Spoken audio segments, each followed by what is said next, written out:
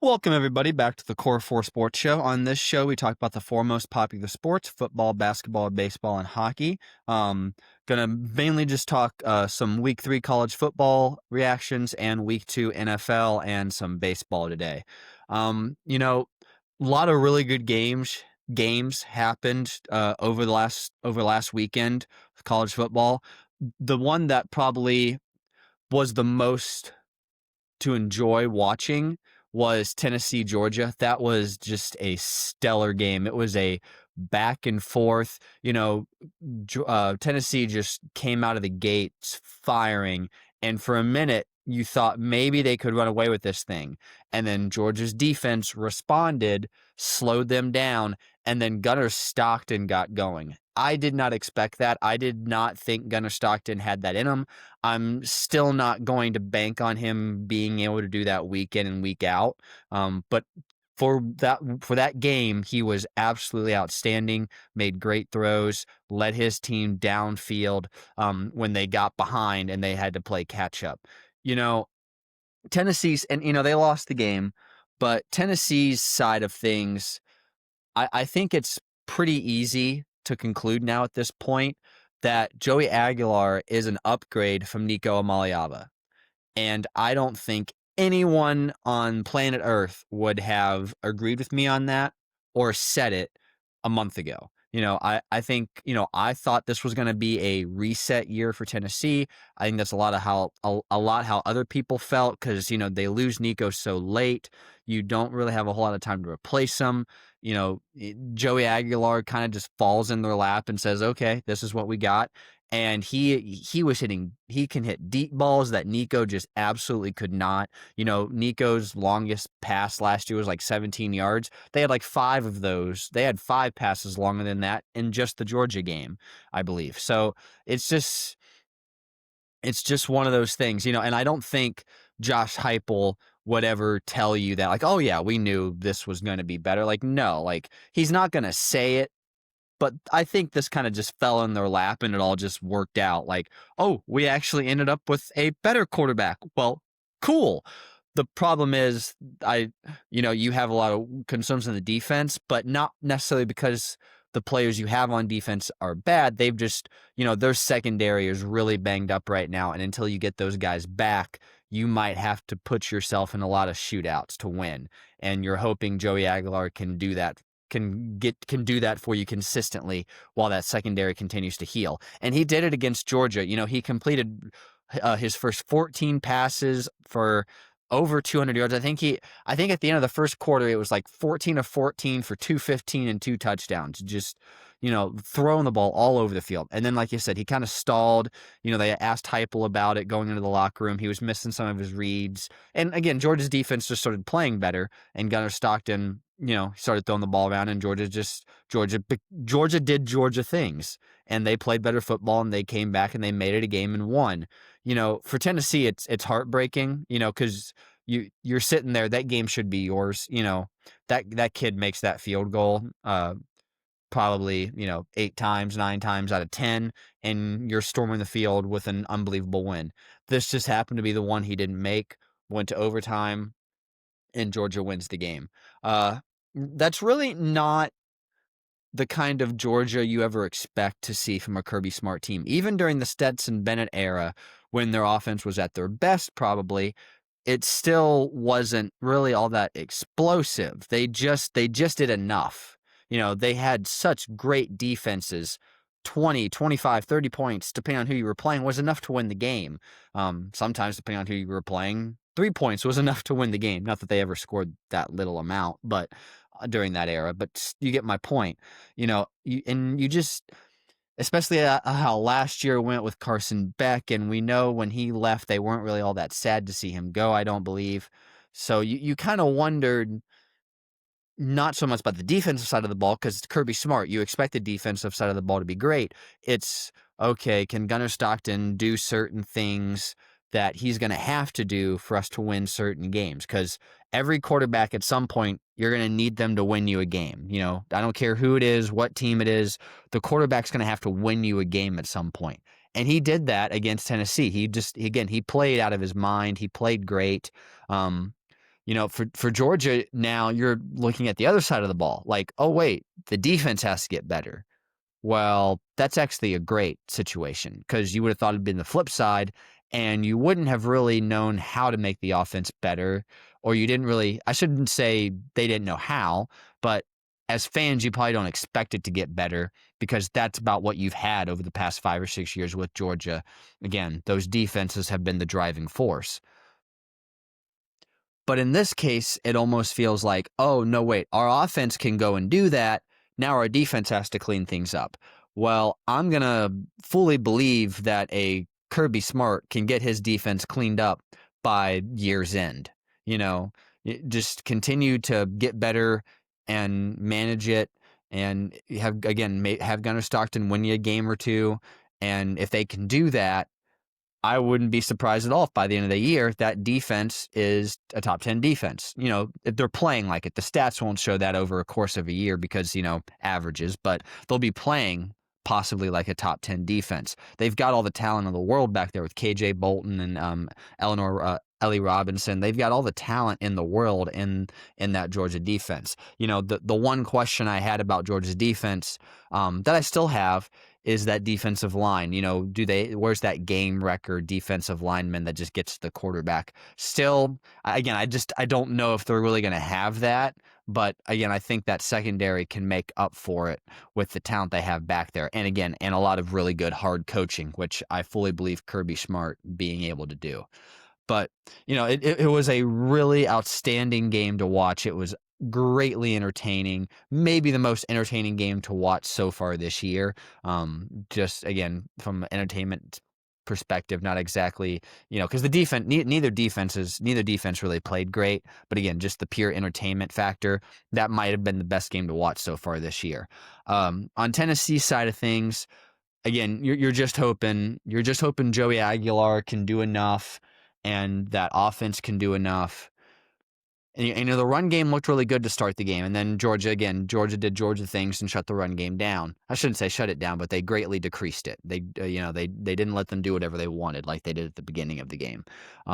You're hoping that offense can just do enough to get you wins while that secondary continues to get healthy. And then after that secondary gets healthy, then maybe you could be looking at, oh, well, now we can go beat Georgia because now we have the guys that can cover, or whatever. They can go beat an Alabama. They can go beat, and they can still go do that. They can still go and beat Alabama at some point this year. They could still go and go beat like an LSU or something like that, or a team like that. They can absolutely do that. They took Georgia to the wire. They absolutely can compete, in my opinion, with anybody in the SEC with the offense they have. It's just the way you're going to have to win until that secondary gets healthy and improves is you're going to have to win a lot of shootouts, and Joey Aguilar is going to have to play his best ball consistently.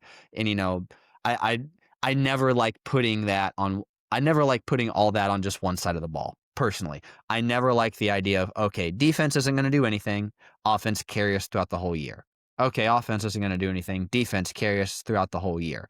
Teams like that ends up being Jalen Daniels at LSU during his Heisman run, where I think they went 9-3. That ends up being Caleb Williams at USC, where the offense as a whole wasn't even all that great. It was just Caleb Williams. So it can't just be one side of the ball. The other side of the ball has to at least provide something. And I think Tennessee's defense can do that. It's just, can that offense continue to hold up and put points on the board and win games that way until that defense gets healthy, and then maybe they don't have to go and score 40 to win big games like this. But again, really entertaining game. Both futures this year, I mean, even not like next year, the year after, the future for both these teams this year looks really bright, and they both look like teams that could. Georgia definitely looks like a team that could go to the playoff. Should go to the playoff. In my opinion, Georgia at this point should probably be the SEC favorite because, again, I'm going to trust that Kirby Smart will get that defense corrected with time. And if Gunnar Stockton can do what he did on Saturday consistently, absolutely, they should be the favorite in the SEC right now. Probably Vanderbilt's number 2. Dear God, Vanderbilt is maybe the second best team in the SEC. Whoever thought we'd say that. But again, Tennessee also, in my opinion, looks like a team that could contend for the playoffs if Joey Aguilar can keep up this level of play and that defense can get healthy. All right. The other game I watched on Saturday, Georgia Tech and Clemson. First of all, great win for Georgia Tech. We quite frankly shouldn't be surprised because I had Georgia Tech winning this game. I even bet on it. I actually bet them -7. So even though I lost my bet, that's how much I believed in them in this game. I actually bet Georgia Tech -7. But this shouldn't be a surprise. What this team's doing, it shouldn't be a surprise. They did to Miami last year. They shocked Miami last year. Guess what? They shocked. It's not even a shock. They just went out and beat Clemson this year. Haynes King is just a dog. Coaches talk about athletes just having a little dog in them. He's an absolute dog. Now I don't know if that offense is sustainable. It seems like in every big game, their idea is just, oh, Haynes, take the ball and run. That's not going to sustain throughout a whole season, mainly because Haynes will get tired. Haynes will get injured at some point. The beatings will just be too much. And then, defensive coordinators can find ways to counteract that. They can put a spy on them, whatever they need to do. So their defense needs to watch out. Oh, sorry, I was talking about the defense. Brent Key needs to watch out for that offense to make sure it doesn't just become one-dimensional. I get what you were doing at the end of the game against Clemson. I get it. Just do enough. Just do enough to get in position and kick the field goal. I understand it. I totally get it. But again, with that said, there needs to be more flavor to that offense for them to go and, quite frankly, win the ACC, which they can do, especially since they now have the tiebreaker over Clemson with that win.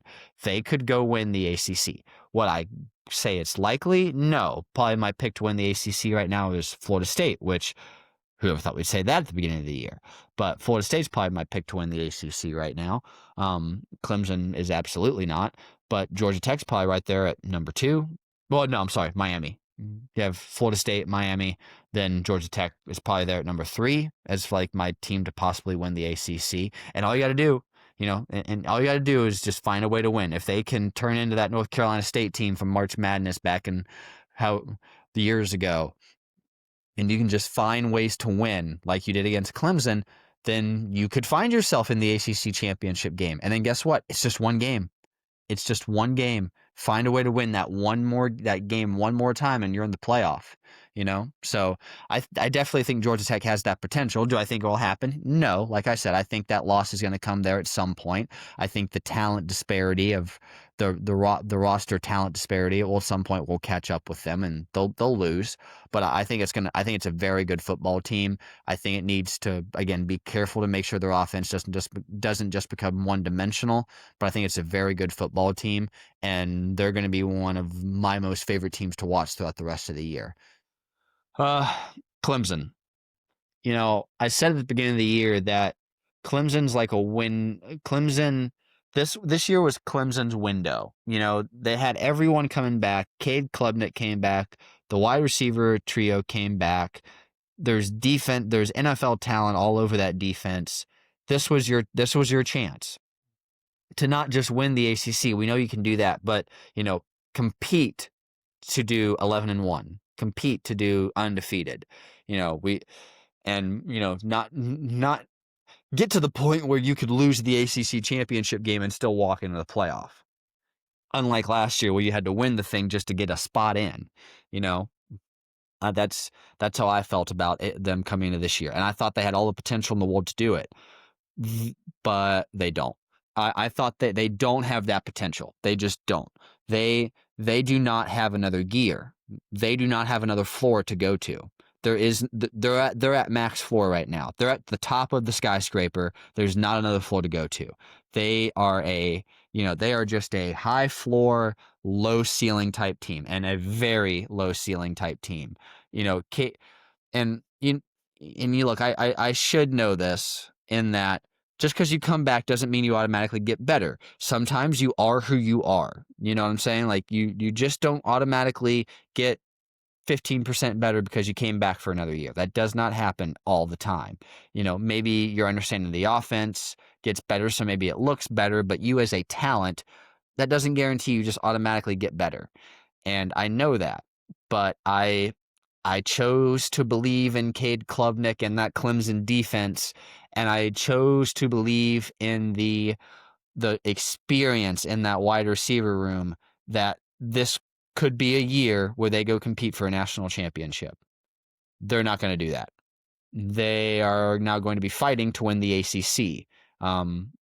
They're below Georgia Tech now, even in my, not even just in the actual rankings. I know they are, but in my book, to win the ACC, like I don't see them winning the ACC.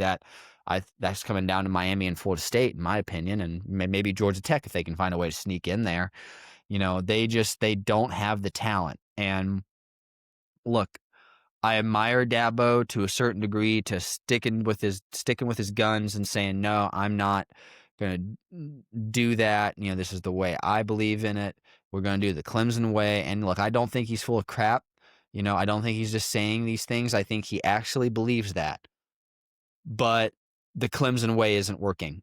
It doesn't work anymore. In 2015, if it was still 2015, if 2015 was 2025, if 2025 was 2015, it'd work, and they compete for a national championship. But in the transfer portal era, the NIL era, their way of doing things just does not work. They can still go win the ACC technically. They can do that every year, but they are not going to be in the national championship picture. They're going to just get themselves in the playoff every year through the auto bid by winning the ACC and then lose in the first 2 rounds. That's how it's going to go for them routinely. Maybe one year they sprinkle the magic dust and make a run, but this is Clemson now. They are a slightly above middle of the road team who, when they play better or equal competition, they are in a dogfight the whole time, and they're going to most likely lose. Cade Klubnik just doesn't look comfortable. Cade Klubnik doesn't look comfortable throwing the ball. They want to do that Cade Klubnik run a lot with the QB run with him. He doesn't look comfortable doing that. He looks very hesitant, very, very like, oh God, where am I going to go? Not afraid necessarily to get hit. Just what am I doing? Where am I going to go? What am I supposed to do? Oh boy, he doesn't look comfortable with that. So again, Clemson. The thing is also Dabo, as long as the program just doesn't absolutely implode, which it's not going to, they're going to be around 8-4, 10-2 every single year. And again, maybe one year at that magic fairy dust, they go to 11-1. But they're going to be there every year. And Dabo's won multiple national championships there. He's dominated the ACC for a decade. As long as the program does not go off the rails, he can be there for as long as he wants to. And quite frankly, if he did leave, I don't think Clemson would be a very coveted job, because I don't think it's even necessarily a scenario where they have like a stockpile of money sitting around and Dabo's like, no, we're just not going to use it. No, I don't think they have a lot of money. I think I'm not saying UCLA poor, but I don't think they're like Texas rich. I don't think they just have even if they started to do NIL, I don't think they just have a boatload of NIL money sitting around to use. And Dabo's just saying, well, we're just going to do it without that. So I'm not sure if Dabo left that it would even be all that of an attractive of a job. And they have the coach there right now who wants to not use NIL. So it might actually be the perfect marriage, a program who doesn't have the money to even compete with that upper echelon, and a coach who doesn't want to use that resource anyway. So that Clemson and Dabo might actually just be the perfect marriage to last for as long as Dabo wants it to. I would be very interested to see, like, when Dabo leaves, if Clemson is even really an attractive job, and whoever gets that job, will they really have the funds or the backing to make the program and teams any better than what they have been for the last 2, 3, 4 years, So again, I think that's like the perfect marriage of just, good but not great. Clemson's going to be good every year. They're just not great. That's how it goes. All right, Texas A&M and Notre Dame. I like CJ Carr. I said that before the year began. Notre Dame side of things, I like CJ Carr. He looks good. He should be a 2-0 quarterback. He's playing really well. That defense, something's wrong. Something's direly wrong with that defense, and I'm shocked by it. After last year, I said this before the year started, I will just believe in Marcus Freeman. I will, from all the things he dealt with last year, losing to Northern Illinois, having all the injuries they had, and he paper clipped that thing and stapled that thing to a national championship game and fought hard in it and made it close.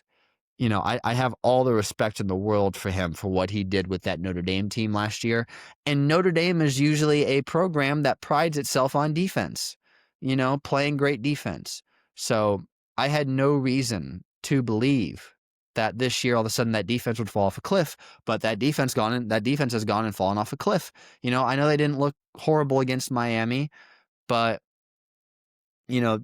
just allowing Texas A&M to do what they did, throwing the ball, that shouldn't have happened. That shouldn't have happened. That should have never been a possibility to have happened.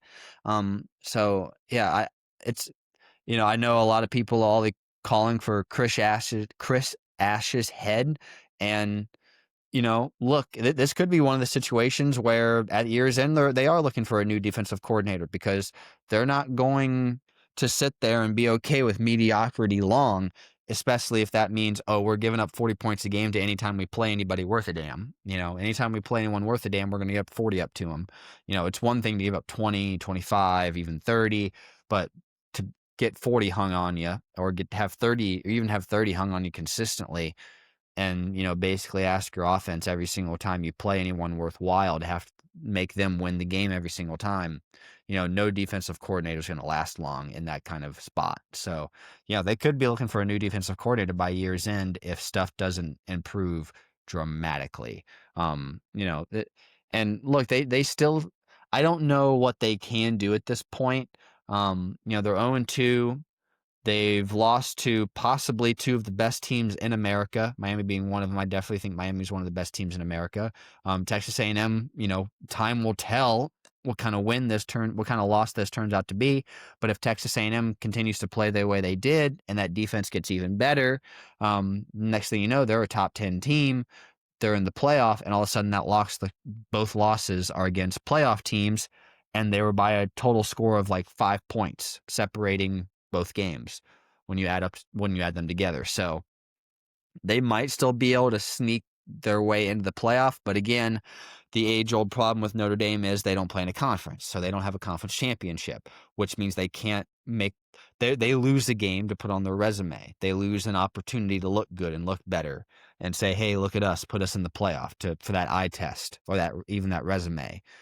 So I don't know what their schedule looks like the rest of the way, but I don't think they can lose another game. At this point, I think they have to win out for them to have a real opportunity to even get into the playoffs. So, and again, it's a sad thing, because I think CJ Carr is playing really well. I said that before the year. It was one of those. It was a question, of how well he would play, but it wasn't a question really of his talent or his potential. They were very high on him, over in Notre Dame. So it was more of just, how fast can he pick it up? Is it year one, or is this year like a growing year and we go into year two? He's playing well enough to be a 2-0 quarterback. Just that defense is not. Texas A&M side of things, it is a huge, huge, huge win for Mike Elko. I mean, that is a program building win. That is a stick your flag in the field, put a stamp on it somewhere kind of win for them. And I didn't think that's how it would go. I thought this would be a classic Texas A&M game the last few years where, defense plays well, but the offense struggles to move the ball. And, that final score is looking along the lines of 28-14. It's 30-10, something along those lines. And, Texas A&M just ended up throwing the ball all over the place. They ran the ball all over the place. It was it was really impressive to watch. So it's a really good win for Texas A&M. It's a program building win. Those are the kind of wins that get that attention from recruits and boosters to like say, oh, hey, they're really building something over there. Not that they don't have enough money already, because they do, but they're really building something over there. Let's dive all in. Let's go head in and see how far we can take this thing. All right.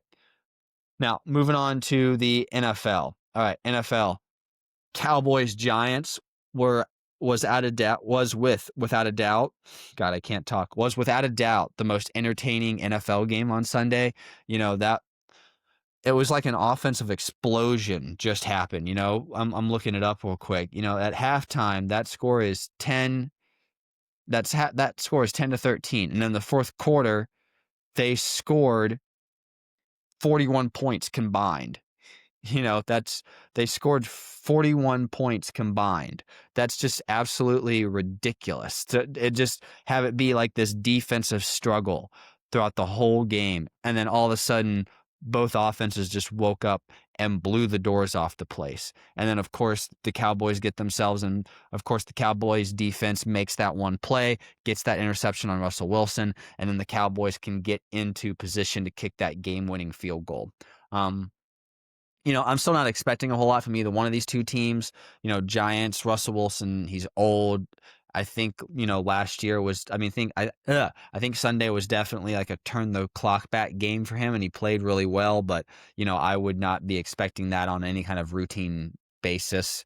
Cowboys side of things, the Cowboys are the Cowboys. That offense looks like it could be pretty good. They played well against the Eagles. They played well against the Giants. Not that that's like, really a high bar. I wouldn't even say playing well against the Eagles was that much of a high bar to meet, because basically that entire Eagles defense is completely new. They replaced everybody but like one player. So again, that defense, they have the youngest defense in the league, I'm pretty sure, age-wise. So again, what's that bar? How good is that Eagles defense really? I don't think they're that great right now. I think they're still building. So that performance on the offensive side of things for the Cowboys may not be as impressive as you think. Same with the Giants. Again, you're playing the Giants, who haven't been anything to write home about for a decade, really. So again, how much do you hang your hat on that offensive performance? So again, I think we need to see more stiff competition, a Steelers defense, something like that, to really talk about how good this offense is and could be. But again, I still am not expecting much. I'm not expecting much from the defensive side of the ball from the Cowboys. I question if that defensive line is going to be good enough to get to the quarterback and stop the run. Stopping the run's been a problem for them for a while. I know they went and got Kenny Clark from the Packers in that trade. But again, it's one player. One player doesn't make a whole team. One player doesn't make a whole unit. One player doesn't make an entire side of the ball. So, how much can that defense hold up? So far, it hasn't been that impressive in that, you allowed the Eagles to get going really early on in week 1 on Sunday Night Football, and then you did stop them. You did slow them down. And then you kind of took that into the Giants game, where you slowed them down. You kind of held them at bay. But again, it's the Giants. How impressive really is that? But then you just allow this complete offensive explosion to happen in the fourth quarter. So it kind of seems to be a little up and down right now for that defense. I do like that secondary with Diggs and Deron Bland. I do think that secondary is the strength of that defense and could be one of the better units in the NFL. I'm not even saying top 10, but they could be 11 or 12. They could be better than most of the other secondaries in the NFL. I just still wonder, can that defensive line consistently, stop the run? So again, time will tell. We'll need to see more from them before we kind of make that determination. But still, it's a good performance from the Cowboys. They got a good win, and, just keep on going down the road, even though I'm still not expecting very much. All right. Cincy had a rare Sunday where they won, but they lost. Cincinnati pulled out the victory against Jacksonville, but now Joe Burrow is out for 3 months. I guess the one saving grace for the Bengals is you're 2-0. You're 2-0. and you have Jamar Chase. Could Jamar Chase help just carry the offense? Whoever the backup quarterback is. Who is the backup quarterback for Cincinnati? This is not a game I got to watch. Okay, they got Jake Browning. Okay. Jake Browning is the backup quarterback. I think he could be at least serviceable enough to keep you ahead of schedule, to not fall back, to not fall off a cliff, to not go from 2-0 to 2-5, 2-6, 2-7, and it just snowballs. I think especially since you got him 2-0, I think, when Joe comes back, there could be a scenario where they're fighting for a playoff spot and they're, 9-6. They're 9-6. And, it kind of looks like they're holding on for dear life, but they've won close games. Jamar Chase has made plays when he's needed to make plays. The defense makes the stop when they need to, although I don't like their defense at all. I don't think it's going to be any better than it was last year. So far, their defense hasn't shown any signs of being better than it was last year. They played the Browns. That's not, they're crap. So great. You held the Browns to, I think it was 16 points. Golf clap, whoop-de-doo. But then you gave up 27 points to Jacksonville. So I don't see that defense being any better than what it's been. So in that case, I think it's going to be on, can you just make the opportunistic play? Can you make that one interception when you need to make it? Can Jamar Chase make that play when you need him to? Can Jake Browning just maybe one game win it for you? Can he win one game for you? Can it be in the fourth quarter on the 2-minute drive and you're down 6? Can he make that one drive for you and get you that win that could be the difference until Joe gets back? Look, the safe answer is to go no. The safe answer is to, quite frankly, say the Bengals season is over, Joe Burrow's hurt, and now we have to wait till next year again. And then you're going to start having conversations, well, Joe can't get through a season healthy, and that's not his fault. Joe Burrow in Cincinnati is turning into an Andrew Luck Indianapolis situation where it's, they have no one to block for him. They have nobody. Then they haven't tried to get anybody to block for him. They lost their best offensive lineman last year when they traded him. I'm forgetting his name and who we went to, but they traded their best offensive lineman last year. So they obviously don't care about that. And, the Bengals are known as one of the most cheapest organizations in all of football. So I guess that isn't really surprising. But it's just frustrating. You have this generational quarterback talent in Joe Burrow. You have a generational wide receiver talent in Jamar Chase, and you're not trying to put anything around them to go to that next level. They don't care. It's incredibly frustrating. I'm sure Joe's incredibly frustrated. Kevin Stefanski, I'm sure, is frustrated. Because at the end of the day, he's only getting handed the team that he's coached. He's only coaching the team he's handed. So, and I don't think it's Kevin Stefanski's the coach for the Browns. Oh, Jesus Christ. Zach Taylor, sorry. And I don't think it's all Zach Taylor's fault. I think he's only coaching the team he's getting handed. And he's not getting, outside of Joe Burrow and Jamar Chase and Trey Hendrickson, he's not really getting handed much of a team to coach. So again, not really his fault. It's not Joe's fault. It's on that front office. It's on that owner for not wanting or having the urgency to go spend the money and turn that team into a legitimate contender, or at least going and getting a couple of guys on the offensive line that could protect Joe from just getting flattened every week. That's the other option. And they just don't care. They just don't care. All right, the Phillies get a big win over Kansas City in that Super Bowl rematch. Kansas City's offense is kind of looking like maybe I expected it to at the beginning of the year. It's sluggish. It's slow. Travis Kelce has obviously lost a step. He can't even catch a ball half the time anymore. I'm expecting this to be his last year. They don't have much of a run game. I think a lot of Kansas City's offense this year is going to come down to Patrick Mahomes just being a magician, being a hero, and just going and winning them games. It sucks for him. But again, this is the end of this is usually what an end of a dynasty looks like. They're 0-2 for the first time in I don't know how long. Guys are starting to get older. Travis is getting older. He's got off the field things that he's doing that he has probably more interest in at this point, I would say. Patrick's getting older. Not that he's old, but he's getting older. I think we're going to have to go through this thing where the Chiefs, and we don't know how long Andy Reid's going to continue coaching. I think the Chiefs are going to go through this thing over the next couple of years where they decline, and over the next couple of years they have to build through the draft, and they're going to be one of the younger teams in football, and they got to build through the draft because they're not an organization like the Dallas Cowboys where I think they have a crap ton of money to spend. They don't. They have to build. Travis Kelce was drafted, Patrick Mahomes was drafted. They're going to have to build through the draft, be young for a while, develop that talent, and then 2, 3, 4 years down the line, we could possibly see them once again compete for Super Bowls. And that happened to Tom. That happened to Tom Brady. Tom Brady, his first few years, 2, 3 Super Bowl wins. Then he didn't win a Super Bowl for like a freaking decade. And then he won 4 or 5 more Super Bowls to end his career with a guy like Gronk and Julian Edelman and guys like that. But yeah, I think that's where Kansas City is at this point with who they are.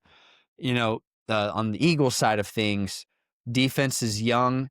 Again, with Kansas City's offense being what it is, I'm not sure I want to be all that overly impressed by that defensive performance. Because again, I'm not sure how impressive it is at this point to hold Kansas City to 17 points. That may not be that impressive because they may not have the offense to do that. So again, I'm not going to sit here and say, oh, that Eagles defense really knocked it out of the park. I don't know yet. Eagles on the offense side of the ball, Jalen Hurts is playing well. I would like to see them get A.J. Brown going. A.J. Brown, we're 2 weeks through the year. And we're only 2 weeks through the year. That's the thing. We're only 2 weeks through the year. They are 2-0, so they've built themselves some cushion. But we haven't really seen A.J. Brown unleash yet. He didn't even have a catch throughout most of that Dallas game, and he didn't blow the doors off the place last night either. Although, again, the strong part of that Kansas City team has been their defense the last couple of years, so that could have been why. Kansas City probably is more of a defensive team now than an offensive team. So there you go. But still, I think definitely one of their priorities should be to get A.J. Brown going and get him into the season. You would hate it because I think this happens sometimes with receivers where you get 5, 6 weeks into the season and they haven't gotten going yet, and you haven't really made it a priority to get them going, and then they kind of fall off the face of the earth. They kind of just, oh, I'm not getting targets. Oh, they're not going to throw the ball to me here, whatever. They lose interest a little bit. I think that happens sometimes with wide receivers. So, I think it'd be good for them to make it a priority to start getting A.J. Brown going in the next couple of weeks. All right, and then finish it off football-wise. Monday Night Football last night. I did not stay up to watch the Chargers and Raiders, although it went the way I felt it was probably going to go, where the Chargers just basically controlled the whole game. Justin Herbert played really well. Geno Smith is well past his prime. He had a couple of good years there in Seattle where he rejuvenized and reinvented his career. It was good for him. He was a good story. We all liked that story. We all liked him. But I think we're now on the other side of things where now he's gotten older. He's kind of digressing again. And, the Raiders just don't have that good of a roster. They just don't have that good of a roster to really go and compete. Tampa Bay, Houston. I got to watch pretty much the entire second half of this one. C.J. Stroud did not look great, but I'm also pretty sure the Texans don't have anyone to block for him, so that's a problem. Tampa Bay-wise, I really liked... I think Tampa Bay's got one of the better receiving cores in football. I mean, Mike Evans, Emeka Egbuka is just showing out to start his career in the NFL. There is no like, oh yeah, let me just get my legs wet and let me get a feel for this whole thing. No, I'm just gonna dive right in and like be your number one target because he's throwing to him like he is his number. Baker's throwing to him like Emeka's his number one target. So I'm really impressed by that. I think it's probably something they didn't expect, which is always nice because you go into the year with this kind of game plan, or you go into training camp with this kind of game plan, and this guy just emerges, and now it's like it's a new toy. It's just an extra weapon to have in the arsenal, and it can change your offense. It really can. Baker's playing really well. Baker did this last year. He got off to a really good start at the beginning of the year, and then he lost it down the stretch with intercept. I think he tied Kirk Cousins for the most interceptions, or he finished first, one of those two. So he played really well at the start of last season too, and then he kind of lost it as the year went on, as he played better defenses with interceptions and incompletions and stuff like that. And, so far this year is last year. He started off the year playing really well. He's making really good throws. He's had 2 straight fourth quarter drives to win them the game. Now it's just, you got to keep this going. You got to keep this going. And, Todd Bowles is a defensive coach with a defensive mind. I'm going to believe in that Bucs defense is always going to be serviceable and can get stops at certain times when you need it, and they're not going to give up a bunch of points. The Buccaneers defense will keep them in games throughout the year. So I'm fully confident in the Buccaneers defense keeping them in games throughout the year. Now it's just Baker just needs to cut down on the mistakes from last year and just keep doing what he did the first 2 weeks. And along with maybe playing a little less sporadic. There were times there where he got, and that's really been his whole career. At times he just gets a little sporadic, but last night, I was watching that. He scrambled out to the right and he just lost the ball. He just basically dropped it. And, one of the Buccaneers receivers got back on top of it in time. But again, it's stuff like that. Just cut down on the interceptions, cut down on the forced mistakes that didn't need to happen, play a little bit more under control. And again, I think the Bucs really should win their division. And I think, like I said at the beginning of the year, the Bucs could be a sneaky Super Bowl contender. I really do. I think the Bucs could be a really sneaky Super Bowl contender and just maybe backdoor their way into a championship game. And all of a sudden, we're sitting here like, could they actually do it? Could this Bucs team win the Super Bowl? Because I'm not really sure I see like a superpower team yet in the NFL. Again, that Kansas City dynasty is kind of ending. That Eagles defense is completely rebuilt. Josh Allen and the Buffalo Bills is just Josh Allen and the Buffalo Bills. He has to play hero. The Cowboys aren't going to be good enough, I don't believe. So I don't really know where that superhero. The Vikings have a new quarterback again, and J.J. McCarthy just got hurt again. So we don't know what they're going to look like. I don't know if there's really that superpower team in the NFL this year. So I think there's an opportunity there for like a team like the Bucs this year to possibly backdoor their way into a championship game and possibly get to go play for the Super Bowl. All right, talk a little bit of baseball before we cut down. I'm just going to go over some of the standings. See, I'm still on Philadelphia. On to baseball. The Philadelphia Phillies locked in the playoffs a couple nights ago, and the Philadelphia Phillies have been doing this for the past couple of years, where they have been winning their division and they've, been playing well throughout the year. They've been getting to 90 wins. Bryce Harper plays well. Kyle Schwarber plays well, but then can you get it done in the postseason? And they got to the World Series a couple of years ago. They just came up short, but then last year you just fall in the first round of the playoffs. Can't let that happen.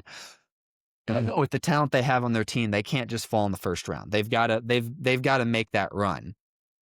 So now that's all what it's about. Make the run when you get to the playoffs. As far as NL Central goes, I think the Brewers at that one, even though it's not mathematically locked up, they are in the playoffs. But again, I don't think they're mathematically locked into the NL Central. The Cubs are still only 5 games back, so mathematically that could happen where the Cubs rise up and take that division. I don't think it's going to happen. The Brewers have been consistently in first place for a while there. I don't know how the Brewers do it, but the Brewers consistently are just this team with a bunch of guys who are not really names outside of Yelich, or who are not really names. They don't produce great offensively. They don't necessarily even always produce great pitching wise. They just find ways to win. They just every year 90 wins, every year 95 wins. And every year they're fighting to have the best record in the National League. And then those guys leave, and some of those guys might leave and they don't play any better. And again, none of them ever really become all-stars or names. So they just seem to find a way every year to put a collection of guys together that go and win games. The problem with the Brewers has been over the past couple of years, they win the NL Central, and they get bounced in the playoffs right away. They don't even really compete in the playoffs because they just don't have the talent. They have the talent to go win the NL Central. They have the talent to go win 90 games. Again, that collective team. But when they get to the playoffs, that talent disparity just wins out when they go and play someone like the Dodgers or the Phillies or like the Braves. And they just, well, not this year with the Braves, but in past with the Braves. And they just fall flat once the playoffs come. And, it's kind of gotten to that point. Until they do it, I'm going to kind of just assume that's how it's going to go. When they finally do it, I'll go, oh, okay, maybe they've finally cracked through and found that next gear to really go and compete for a World Series, and to maybe just dominate the NL Central for the next decade or whatever. Cubs, like I said, the Cubs are still on their heels. They're 5 games back. They're not out of it. They held the NL Central lead for a long part of the beginning of the season, and then they lost it. They're gonna get into the playoffs through they're fighting to get into the playoffs through a wild card. No, sorry. God, I was looking at the wrong screen. Sorry. I was looking at the wrong screen. They're what I said the first time. They're gonna get into the playoffs through the wild card. They're the number 1 wild card. No one's gonna even come close to booting them off that spot, in my opinion, with that number 1 spot in the wild card race. So they're gonna get in. But again, it's like the Brewers. Do you have enough to actually make a run? Do you actually have enough to go compete to go win the NL? Do you have enough to go compete to possibly win a World Series? Or is it just like the Brewers where, no, we made the playoffs. Made the playoffs, everybody. Time to go home because they're going to get bounced in the first round. That's my question about the Cubs. As far as the rest of the wild card race goes, since I'm already on there, the Mets, it's the Cubs and the Padres. They have those first 2 spots locked up. That third spot, the Mets are hanging on to by like by their teeth, man. They're just hanging on to it. They're a game and a half ahead right now. The Diamondbacks, they're 2 games ahead of the Reds. They're 2 games ahead of the Giants. They're 4.5 games ahead of the Cardinals. And anyone outside of that doesn't really have a chance. The Cardinals, in my opinion, don't even really have a chance because they're just not showing any signs of life whatsoever. But the Diamondbacks, the Reds, the Giants, one of those teams could all of a sudden come up here in the last few weeks of the season and take that spot for them if the Mets don't play well. They don't have that locked up. They're fighting for their life, in my opinion, when it comes to holding on to that final spot. So again, that NL wild card is not decided yet. That could go one of any 4 teams.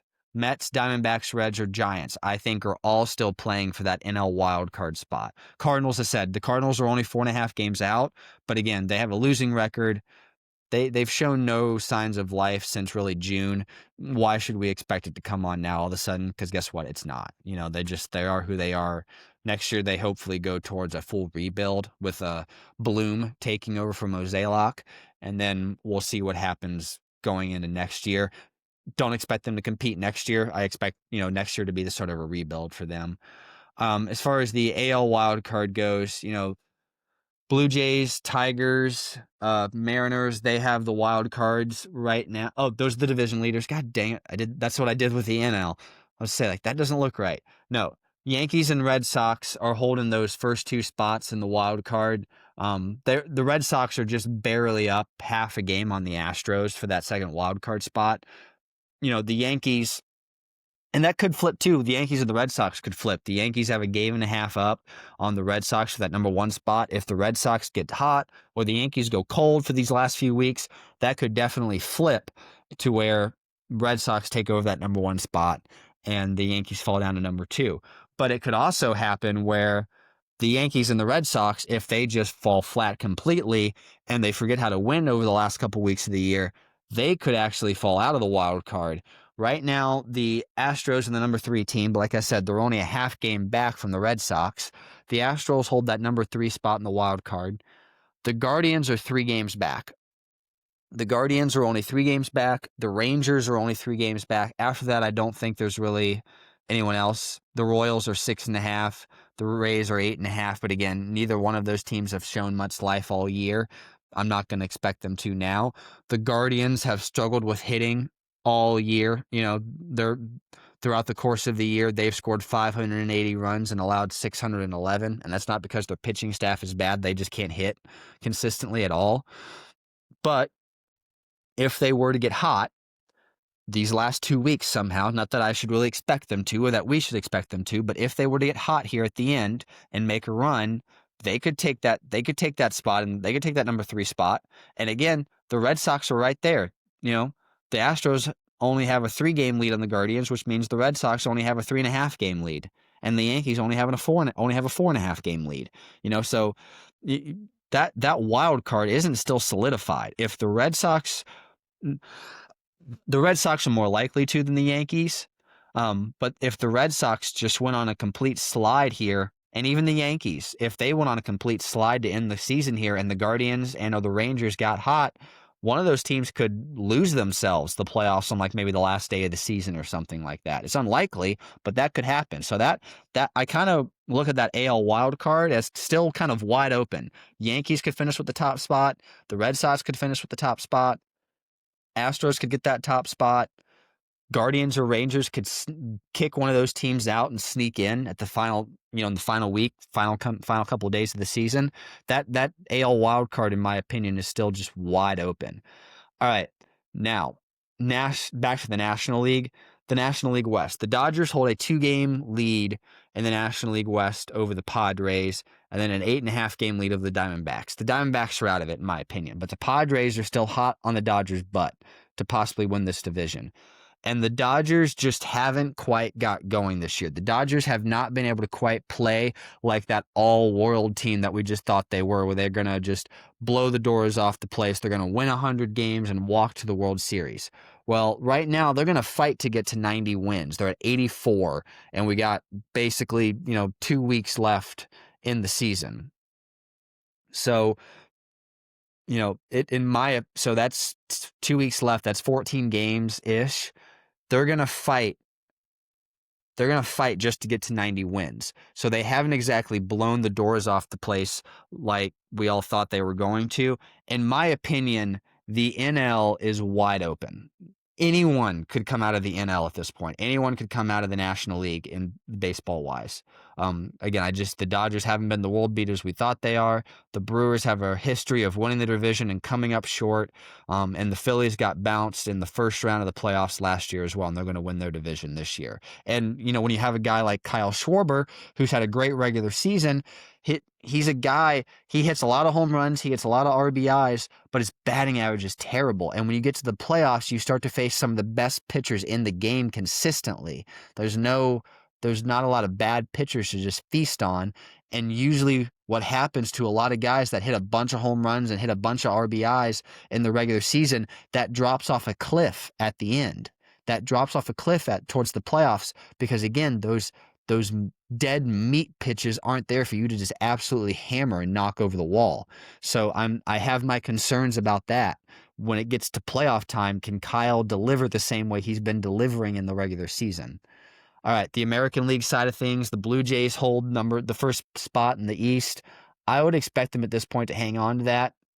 Like I said, like the Dodgers, the Yankees haven't quite got going this year, like maybe some people thought they would. They've been kind of just holding that wild card spot for a while along with the Red Sox. So I'm going to expect the Blue Jays to kind of hold on there in the AL East. The AL Central, the AL Central is one of the worser divisions in baseball. The Tigers lead at 85 and 65, and they've had a good year. But the Guardians are in second place in that division, and they can't hit. The Guardians have not been able to hit this year at all. And then third place, you have the Royals, who are 500, and then the Twins are just bad. And then the White Sox are just bad. Not as bad as they were last year, but they're still bad. So again, I'm going to be honest. The Tigers have a chance. If the Guardians sneak their way into the playoffs, the wild card somehow, I think that would be like the climax of the year. They would sneak their way into the playoffs through the wild card and then probably lose in the first round. The Tigers, I could see the Tigers winning in the first round. I could see them getting past a round and then losing. I would still take my money to have them go ahead and lose in the first round. But I could see a situation where, they get hot and they get themselves a first round victory. and then, they get eliminated after that. The AL West is one of the better divisions in baseball, at least when it comes to their top three teams. You have the Mariners at 82 and 68. You have the Astros at 82 and 69, and then the Rangers at 79 and 72.